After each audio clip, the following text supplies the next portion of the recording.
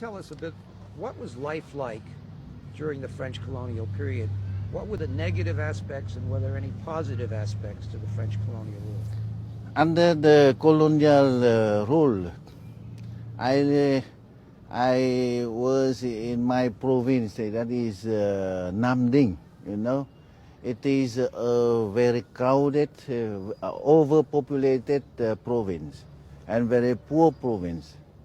In my province, we have a lot of people and very few land. So we must migrate, migrate outside the province. So in my province, we have a lot of people who work in the rubber plantation in South Vietnam, in Cambodia, or in New Caledonia.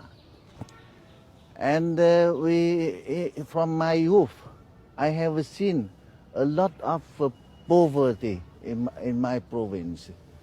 And so there is people who are caught for military service, for the war, for instance, in the Second World War, or they must leave their home to work outside the province. It is abnormal for the Vietnamese to leave the home, the family, and to work outside the province. And we have unemployed in my province. So from the childhood, one of my concern is how to get employment. And we have 500,000 of people who will die in 45 from starvation. So you see, and in my province, it is the province who have the biggest number of people who were political prisoners.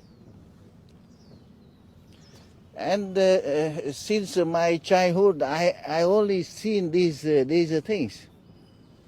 Of course, in between 1937 up to 1939, we have enjoyed some freedom, because in France they have Popular Front.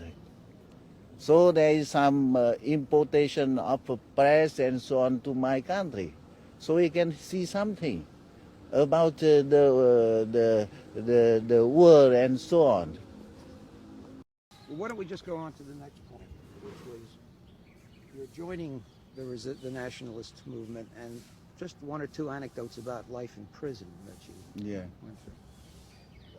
I was in jail when I was 18 years old. That means from 1940. So life is very hard for people, of course. But we try to improve our life. We make ourselves goods and so on, and to send to outside the prison. And in jail we have no book, no papers, and so on. But we can get it by illegal means, and we can publish inside the prison some journal, some review. And I was the people who draw to illustrate the papers. And really in jail it is a school for us. We can teach each other, and we can train militarily, so that outside the prison we could be a soldier. Is there any particular incident that you experienced that dramatizes the nature of the resistance? Something that you... Yeah. No problem with that. That was much. Okay. Can you recall any specific incident that occurred to you during the resistance? When did it take place and where and what happened? The hardest time is from 47 to 49. Excuse me, you got to repeat the subject. Yes. The hardest incident Yes, yes. during the resistance. During the resistance war against the French, the hardest time is from 47 to 49.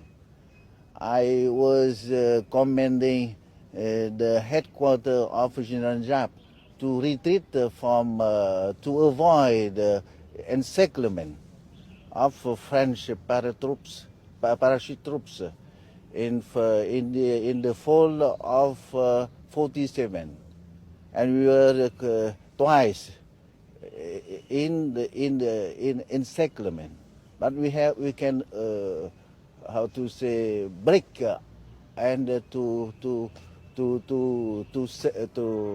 be in the safe place. But you know, it is the headquarters of General Giap. And during the French resistance, we have very hard time because the supply of food is very difficult. So for 1 year, we have only every day 2 bowls of rice. Now the rationnement now is very little. Even now, we have 6 bowls per day. But in that time, we have only 2 bowls of rice per day. And still in the jungle to fight against French. Some historians have suggested that President Ho Chi Minh would have preferred to avoid violence and negotiate a settlement with the French. Do you agree with that thesis? Do you think, what was President Ho's strategy? Did he want to avoid violence? Philippe de Villers suggests he might have been another Gandhi, that he was. What is your view on that? He would like to avoid the President Ho Chi Minh strategy. You know, he would like to avoid war and violence. It is his policy. But he was forced to go to war. Because, you know, from 45 up to 47, he had to try many times to have the negotiation settlement with France. But France had a very hard policy. That means by negotiation, they would like to re-establish colonial rule on our country. Even after during the war in 47, he had to try also to negotiate with France, but France had denied the peaceful way for our country to gain independence. Let's go up to the Geneva Conference of 1961 and 1962, which you were attended. There were some observers who said that the model of neutrality for Laos could have been applied to South Vietnam. Could you discuss that?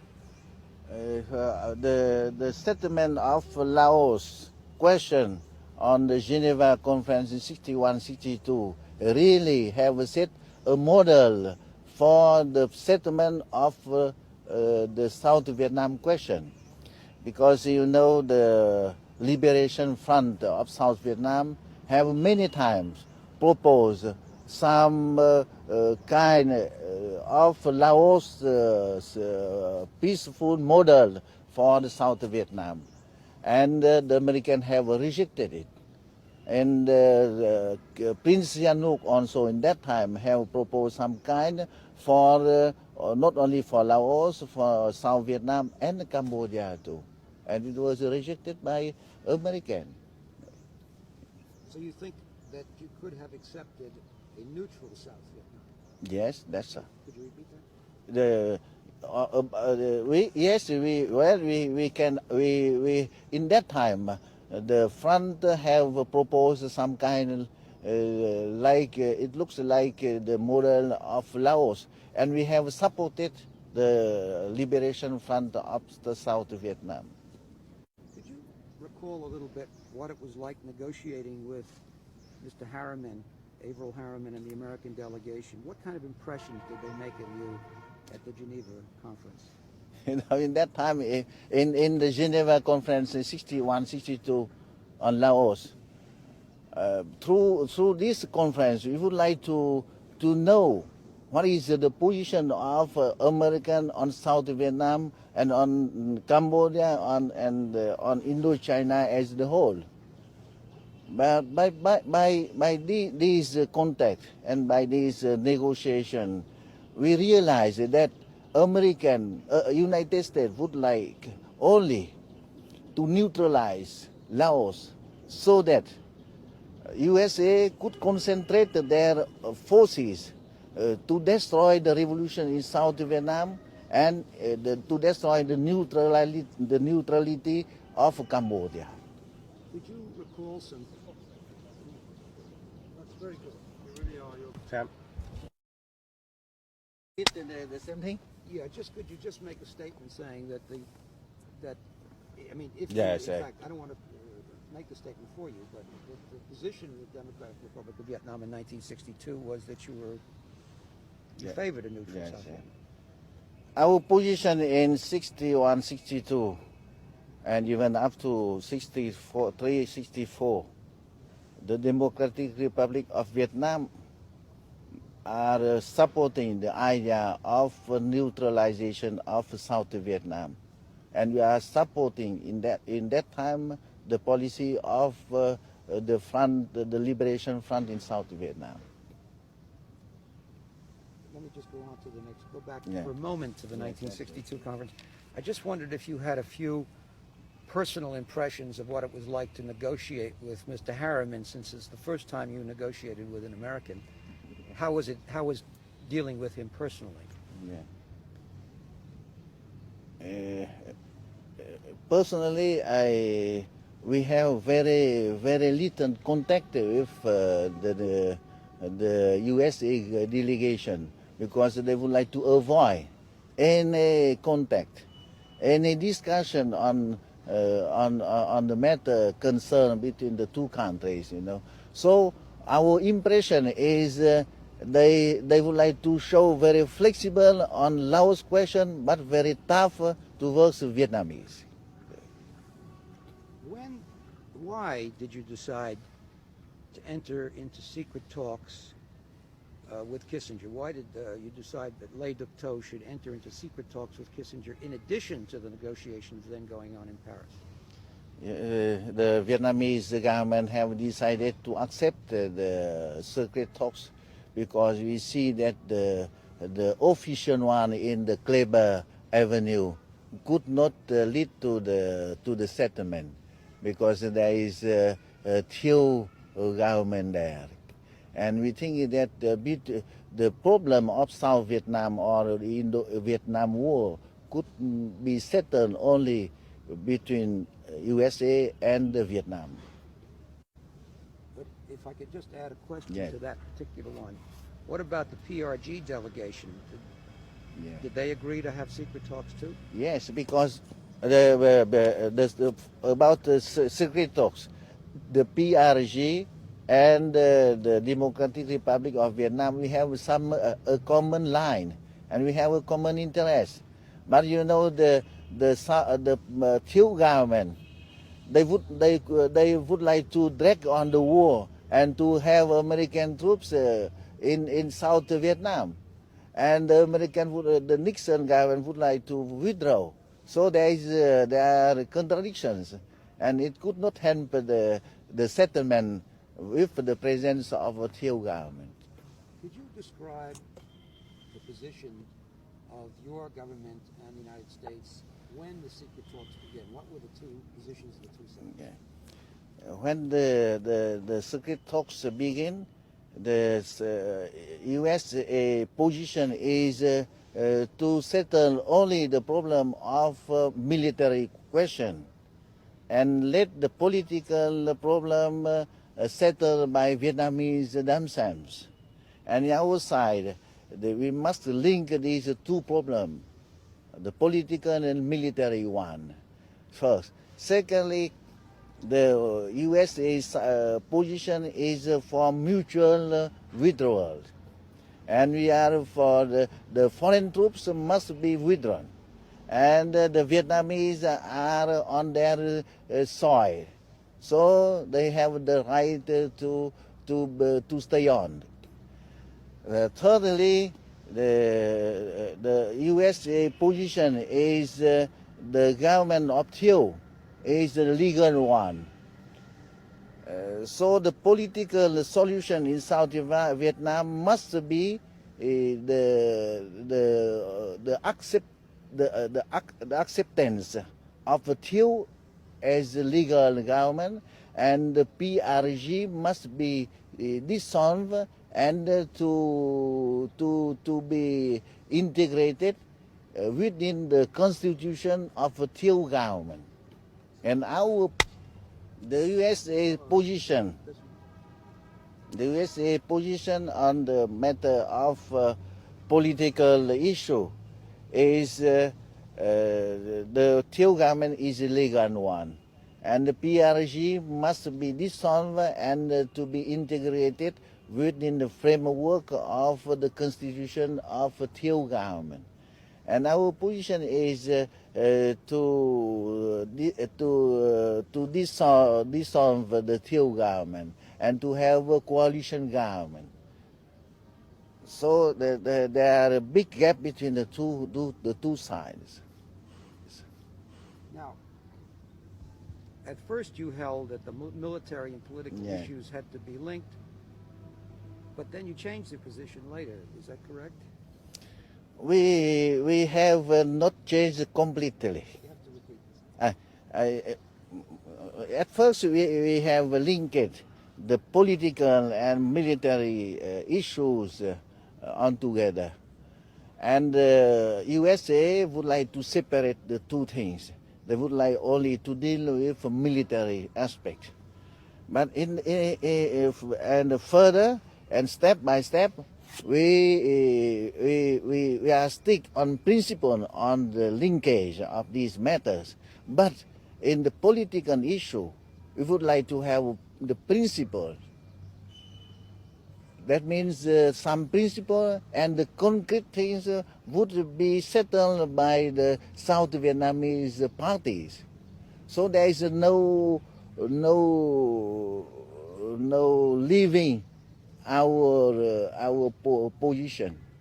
But you changed your position. You changed your demand that the Thieu regime be dissolved. Is that correct? That is correct. But in the same time, we are. Sorry, you have to say that. Yeah. Some people say that we have changed our position. That means we have dropped our demand for the dissolution of Thieu government.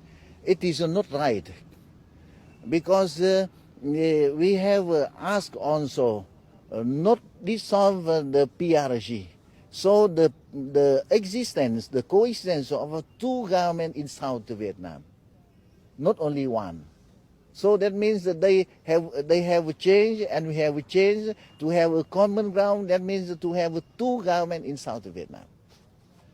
Now, in the spring of 1969, Nixon proposed a ceasefire in place, and Kissinger says that represented an abandonment by the United States of its demand for mutual withdrawal.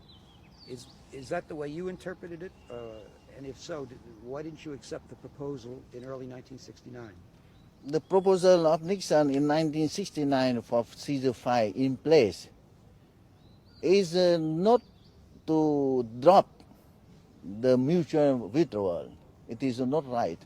Because if you read in the memories of Kissinger, the White House years, you could recognize that all the talks, the secret talks afterward, after 69, from 1970 and up to 73, they always ask for the withdrawal of Vietnamese forces. Although they say that in principle the principle is not the same, but the fact that Vietnamese must withdraw their forces from South Vietnam. So the ceasefire 69 proposal of Nixon does not mean they have dropped the mutual withdrawal. Well, at what point in the negotiations did the ceasefire become possible? What was the breakthrough point at which you began to reach an agreement? The breakthrough point was in October 1972, from 8 October to 11 October. The ceasefire became possible. And in 8 October, we have a new proposal. That is, the American troops withdraw.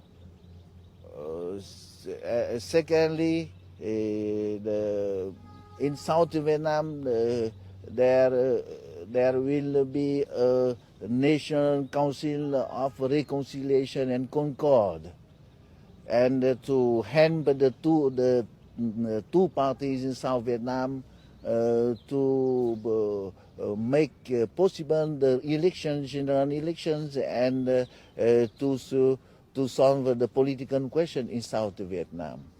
And thirdly, the Vietnamese forces in South Vietnam must be settled by the South Vietnamese parties.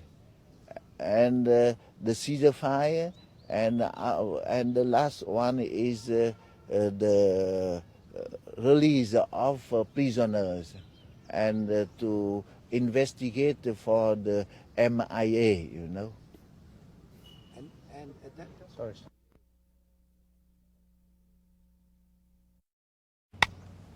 At what point in the negotiations did the ceasefire become possible? What was the breakthrough, and who made what concessions on both sides?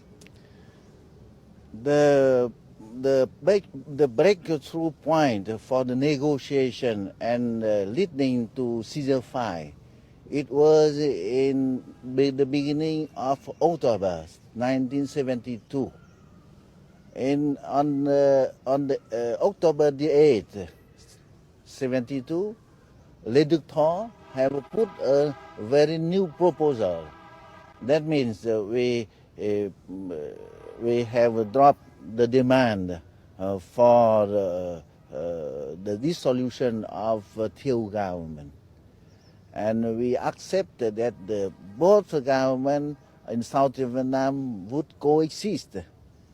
In the meanwhile, we propose setting up of National Council of Reconciliation and Concord. Again, please. Yeah. Sorry. Okay. The breakthrough point leading to ceasefire, it was in October 72. On the 8th October 72, Lê Đức Thọ have made a proposal. In this proposal, we have dropped the demand for dissolution of Thieu government, and we propose to have that the two governments in South Vietnam coexist, and to set up a National Council for Reconciliation and Concord, so that they can help the two parties to settle the problem in political problem in South Vietnam, and to bring about the general elections. And the Vietnamese forces in South Vietnam must be settled between the South Vietnamese themselves.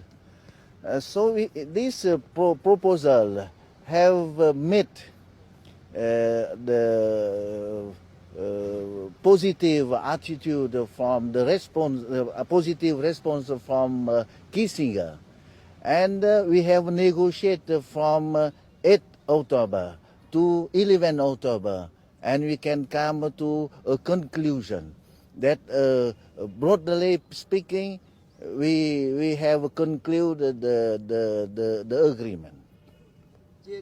Was at that stage that Kissinger dropped his demand that the North Vietnamese troops in the south have to be withdrawn? In this breakthrough point, they have dropped officially, but they still insisted that there is some withdrawal, some symbolic withdrawal. It will be very welcome. Excuse me, could I ask you to repeat that and say Kissinger dropped the demand? Yes, in this time, that means from 8 to 11 October, Kissinger had dropped the demand for withdrawal of Vietnamese forces from South Vietnam. But he still insisted that some partial withdrawal. They have given the figure 2 divisions in the upper north of South Vietnam could be withdrawn. If would be withdrawn, it will be very welcome. But we are very strict in the principle that Vietnamese are masters of on the Vietnamese soil, and we have a right to stay everywhere in Vietnam. And Kissinger accepted your refusal of that token withdrawal. There is no answer, formal answer in this matter. But after they have accepted to initiate and to sign.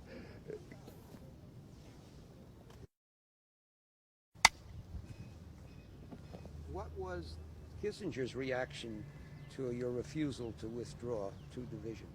To our refusal to withdraw the 2 divisions of North Vietnamese from South Vietnam, Kissinger, of course, could not say formally that the USA have dropped his demand, because up to after the Christmas bombing, they still rise again this question.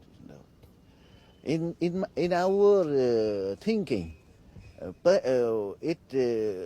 first, why they are stick in this question? Because as long as the Vietnamese forces are still in South Vietnam, so there is less probability for the USA to maintain its influence in South Vietnam. Secondly, if we consider this principle, that means that the principle of unity of Vietnam is no more valuable. And we are stick on the principle that Vietnamese are masters on their soil, and we are free to stay anywhere in Vietnam as we like. And thirdly, we think that the USA would like to ask for withdrawal to have Thieu joining the agreement. Let me ask you why, could you explain why you, Lê Đức Thọ, made a new proposal on October 8th? Now, one suggestion that's been made, Kissinger has made it, that Nixon's trips to China and the Soviet Union were a factor in your decision to make this new concession. Could you comment on that? I think it's if you see that after the trip, Nixon trip to China, we have no. This could not shake our will, you know, and we have launched the spring offensive, and we have consolidated our position after the spring offensive. And that means the trip of Nixon in Peking could not force us to put concessions.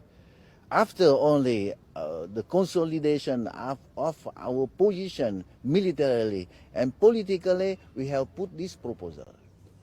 Could you comment on your feelings about Nixon's trip to Moscow in May of '72? Yes, there was the trip of Nixon in Moscow. But the trip of Nixon in Moscow is very different from the trip of Nixon to Peking, because Peking after the trip of Kissinger to Peking in July 1971, we have realized very clearly that China had betrayed Vietnam, very, very clearly.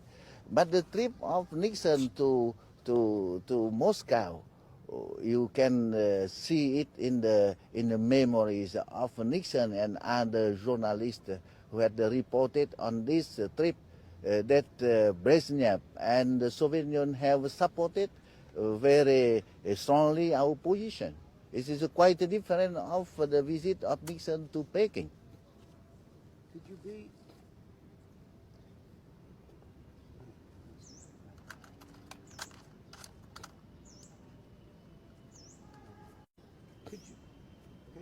Could you be a little more precise about how the Chinese changed their position after Kissinger's trip in July of 1971? Did they stop sending aid, or did they put pressure on you to negotiate? Could you go into more detail on that? On the support of China to our struggle, I must say that we have realized that by step, they have reduced their support. And on 71, we see that it is a turning point. It is not only to reduce aid, but it is a betrayal. From 1958, we have seen that they did not support our armed struggle. They advised us only political struggle, not armed struggle. And in 64, they have advised us to not to receive aid from Soviet Union and to receive only aid from China. And we see that they would like to monopolize to have our struggle on their hands only, you know. And in 1966, we would like to have negotiation and at the same time fighting. And they say that only fighting, not negotiation. So in that time, Taylor was very right to say that the Chinese are determined to fight the USA up to the last Vietnamese. And in 71, after the visit of Kissinger, they advised us to accept the position of USA. So we see that it is how to say, a very absolutely, it is a betrayal. To go back to the scenario of the negotiations, could you explain why you decided to make the draft agreement public on October 25th, 1972? Because we have make public the draft agreement on the 25th October 1972, because on the 20th October, Kissinger have promised to initiate this agreement in Hanoi. But in the 23rd, Kissinger have asked Vietnamese to have another round of negotiation to finalize the agreement. So we see that it is a kind of revise the agreement and to drag on the negotiation after the election. We realize it. So we make it public so to inform the opinion, the trick of USA in the negotiation, and to put them on facing many options, whether to say that it is not agreement, so, or to say that it is agreement and they would like to put some amendment, to reject it or to accept it before the opinion, before the election. So it is to have to force the USA to have official attitude towards this agreement. Kissinger says. Go ahead. 445.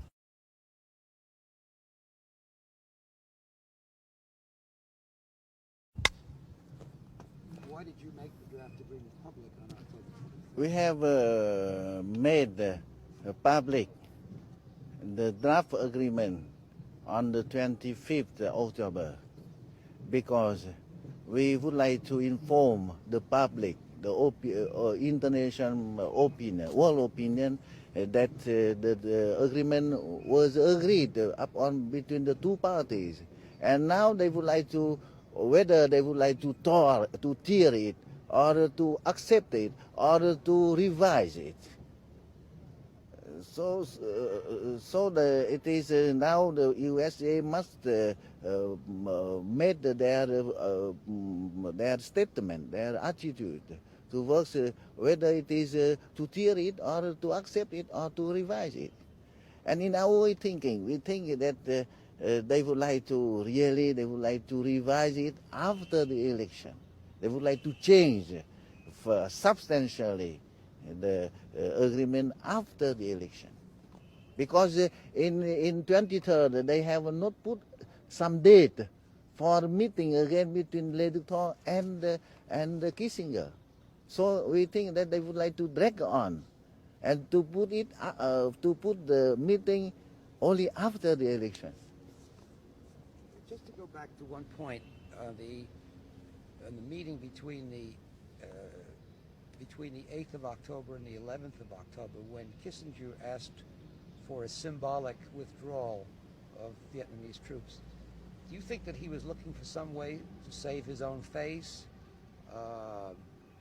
but that he really basically accepted your position, he accepted the reality of the situation, but he was just looking for a face-saving device? For between the 8th October to 11th October, when Kissinger asked for symbolic withdrawal of North Vietnamese forces, and in that time they have they have not yet dropped, and they have not yet accepted our position, but the agreement is there. But afterward, if you follow the step by step, the negotiation up to the signature, you will see that this question come again and again in the negotiation. So I think it is not a question of face saving, but it is a question of to maintain some balance of forces in South Vietnam or not. Kissinger says that when he made his speech of October 26th, 1972, saying peace is at hand, that speech was designed to reassure you that the United States still wanted the agreement despite the opposition of Thieu. How did you interpret the speech? I think the speech of Kissinger in that time, peace at hand, is first at all for the electors, for the voters in the United States, to say to them that the Vietnam question is no more. There is no more Vietnam question. So they can elect Nixon as a hero for peace, you know. So I think it is the first. Secondly, I think this also to some kind to reassure us not to give some trouble for them during the elections, perhaps. So I think peace at hand, this word only to escape the elections. Because, you know, after the election, they have caused many trouble to my country, to many crimes against my people. Well, I wonder if we can go on now to the period after the American election. Could you describe, somewhat briefly, what happened between that period and the Christmas bombing, and why you think Nixon ordered the Christmas bombing? I think the Christmas bombing is it was very criticized all over the world. And if you see the effectiveness of the Christmas bombing on the agreement, you could see there is no change or a big change, substantial change, only wording or some minor change. This could not be explained by the result of the agreement. First. Secondly, the bombing could not shake our will. So what is the objective of the bombing? The objective of bombing, in our opinion, is to destroy Vietnam before signature. Because destroying Vietnam, it is equivalent. No? It has the same value as to withdraw the North Vietnamese forces from South Vietnam. This is a potential to maintain a decent interval in South Vietnam. And secondly, we think this only also to show to Vietnamese that if the agreement would be violated, the USA could intervene as they have done. And perhaps there is another interest in the bombing, is to show to Thieu government the USA are always with Thieu. You watched the way Kissinger negotiated. As a diplomat yourself, how would you describe his style of negotiation on a personal basis? I must say that I appreciate very much his intelligence. Sorry, not to mention that. About the style of Kissinger in the negotiation, I think we must say that he has a great intelligence. But one thing is not very intelligent, because he is believing on trick and lies and Machiavellic means to achieve his end. So he has no knowledge about his interlocutors, that is Vietnamese, because we have experiences 3 times a negotiation with USA, so we have experiences. Let me ask you a question that's not on the Yeah. list. But if You have lost a question. I'm going to get to that.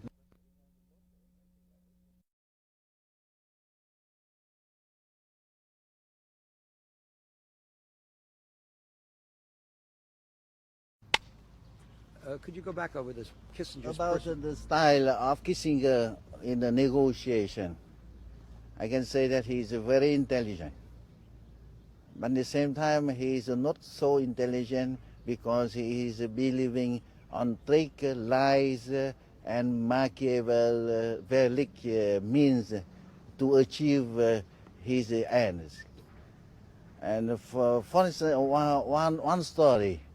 After the Christmas bombing, the first day that Lê Đức Thọ and Kissinger had to meet in Paris, after shaking hands, Kissinger had told Lê Đức Thọ that I am very sorry, I could not prevent the decision of President of bombing of North Vietnam in Christmas Day. So the Lê Đức Thọ say that I know who are responsible. All you are responsible, and you are criminals. And this, I have, lastly, I have read the book of Handerman on the end of power. It is same lying, because after the Christmas bombing, in the Washington Post, there is a news that it is a Nixon decision and Kissinger has a divergence in this matter.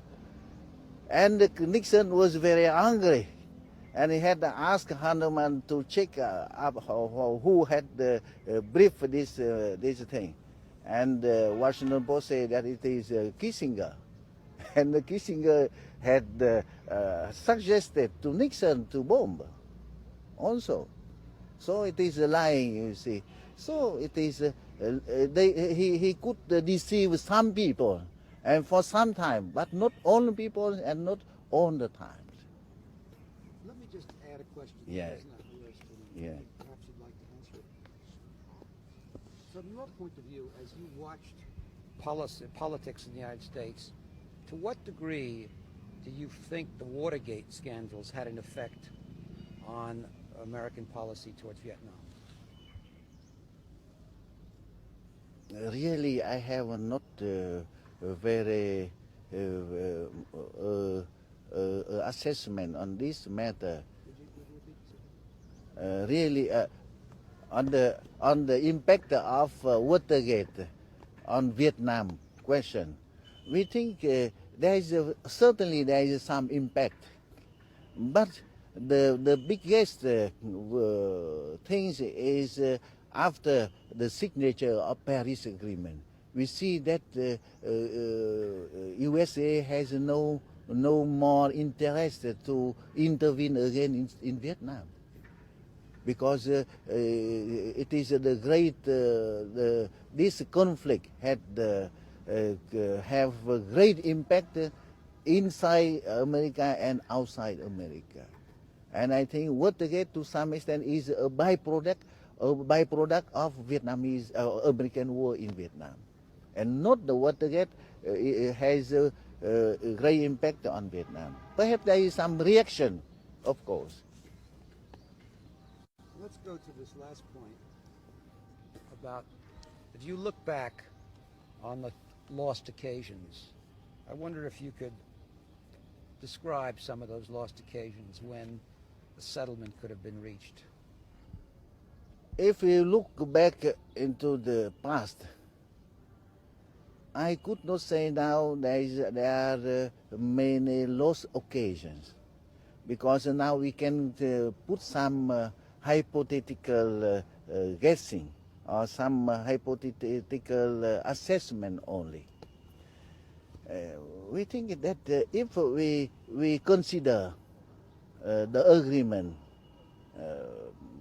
signed in January 73, the outcome, and this, I think if the American could accept this agreement, they could have better terms in 1960 and or 61, 62, and on 1969 they can have better terms. Why? Because you know, in 1960, 61, 62 or 63, the South Vietnam Liberation Front have declared that they would like to have independent South Vietnam and neutral and independent South Vietnam. So it is not the same as the Paris Agreement. The Paris Agreement is the unity. We stress on unity. But in 60, 61, 62 or 63, it's a neutralization and independence of South Vietnam. Of course, they have said that our long-run, long-term objective is for unity. But the independence is there. But in the Paris Agreement, there's any word on independence of South Vietnam, only self-determination, you know. So in 69 and 70, you know, we have proposed a coalition government, coalition government. And you know, in that time, after the Tet Offensive, you know, the Phoenix operation have wiped out many of and Yeah. then do it as a separate piece. Huh? Very good. Yeah.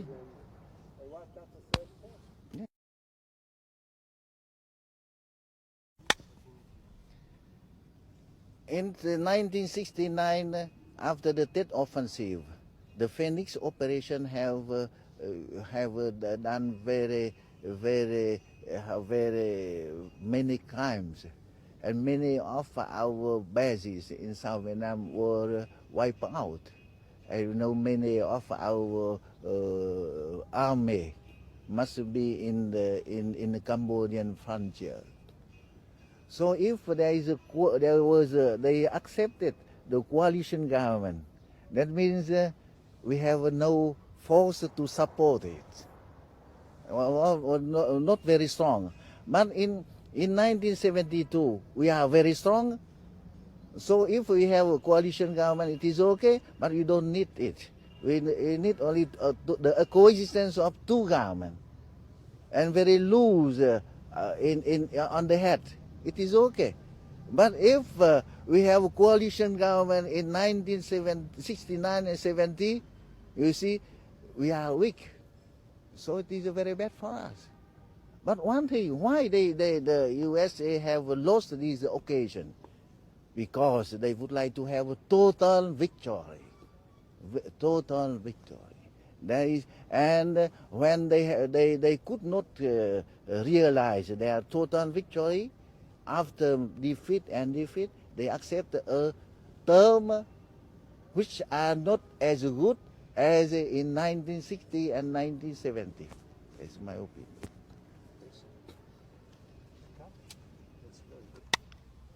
Could you go back and tell us a little bit about your family and your father and your own childhood recollections? My father was a peasant, very poor peasant, and after sometimes they could not pay the tax or the fees to the landlords, So he had lost his land, and he must go to work in the mine for tin, very there is not good for the hand, And for myself, in my childhood, one biggest worry of myself is unemployment, because in my province there is a lot of unemployment, and in my village the people are very poor. We have no brick housing, and in bamboo, housing in bamboo, and so on only. And all the village, we have only one bicycle. It is the mayor of the village. And my dream all the time is how to get money to have a bicycle, because it is very wonderful to ride bicycle. And when I was engaged in the revolutionary work, I never thought that my country will be independent. I thought that all my life would be in the jail or in the échafaud. I don't know what is to guillotine, the guillotine. And we could not, or perhaps the next generation could have independence. So when we have independence, it looks like a dream, And when I was in New York to speak in the United Nations General Assembly, it is like a dream for me, because I never thought during my childhood. So some journalists have asked me, your country, your people have suffered so much sacrifice, and now you would like to force your people to accept more sacrifice. When you will stop to force them to accept this sacrifice? I have told them, you don't know. look at my village, for instance. When I was young, they have no brick housing, only bamboo, and now they have all the brick housing. And in my village now, not only the mayor have a bicycle, but all the villages they have bicycle, and not only one, 2 or 3. And some people they don't know to ride, but they buy bicycle and for their children afterward, you know. So the life now is much more better than before. So they could accept more sacrifice to defend the acquisition, the victories, the success, and the revolution have given to them now. So if we have only sacrifice, we have nothing to gain. So we could not ask them to sacrifice. So they have more gain than sacrifice.